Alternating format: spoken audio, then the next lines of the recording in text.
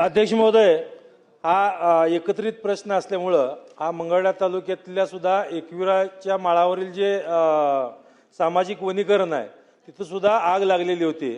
मंत्री महोदय, आपण दिलेल्या उत्तरामध्ये या ठिकाणी सांगितलं गेलंय की तिथं वॉल कंपाऊंड आहे, चेनलिंग फेन्सिंग आहे, तिथं निवासस्थानं सुद्धा त्या ठिकाणी आपण उभारले, लाखो रुपये सरकारने खर्च करून आपण उभारलेले आहेत, हे सत्य आहे।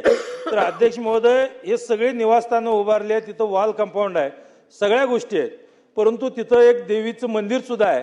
तर या ठिकाणी निवासस्थाने जरी आपण लाखो रुपये खर्च करून त्या ठिकाणी बांधले असतील तरी त्या निवासस्थानामध्ये आग लागली त्यावेळेला तिथं अधिकारी उपस्थित होते का? आणि शिवाय एवढं फेन्सिंग करून एखादा जर मद्यपी त्या ठिकाणी जर आग लावत असेल तर आपलं त्या ठिकाणी वन क्षेत्रपाल असेल किंवा तिथले वन अधिकारी असतील यांचं लक्ष किती प्रमाणात तिथं आहे हेही या ठिकाणी बघितलं पाहिजे। आणि त्या ठिकाणी जे आतलं मंदिर आहे अध्यक्ष महोदय, त्या मंदिरातील घंटासुद्धा, पितळी घंटासुद्धा त्या ठिकाणी चोरीला गेलेली आहे, असा सुद्धा त्या ठिकाणी तिथलं भक्त अतिशय नाराज आहेत।